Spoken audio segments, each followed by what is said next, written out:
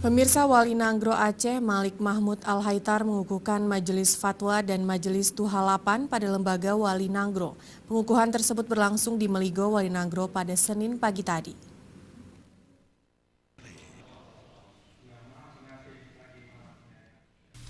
Pelantikan dilakukan langsung oleh Wali Nanggro Aceh Malik Mahmud Al-Haitar yang ditandai dengan sumpah jabatan, penandatanganan naskah serah terima jabatan, dan prosesi adat pesiju.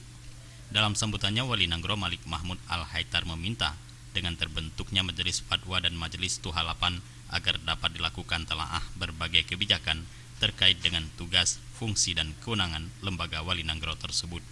Selain itu, ia juga mengharapkan agar bisa memberikan pendapat, usul dan saran serta melakukan kajian atau evaluasi berbagai kebijakan yang perlu diperbaiki dan memberikan fatwa hukum syar'i dalam sesuatu permasalahan yang berkembang di tengah-tengah masyarakat Aceh.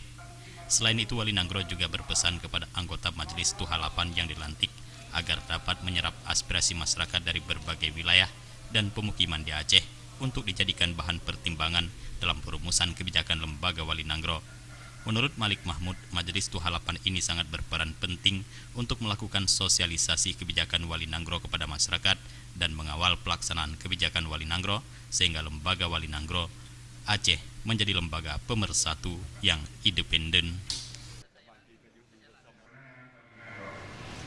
dan memberikan pendapat, usul atau saran pada Wali Nanggro. Selain itu, melakukan kajian atau evaluasi berbagai kebijakan yang perlu diperbaiki dan memberikan fatwa hukum syar'i dalam suatu permasalahan yang berkembang dalam masyarakat. Selain itu, Wali Nanggro juga mengatakan sosok pemersatu independen dan bijaksana Wali Nanggro sebagai penggali, perumus dan pemelihara nilai-nilai kearifan lokal. Abdul Hadi, Faisal, Aceh TV.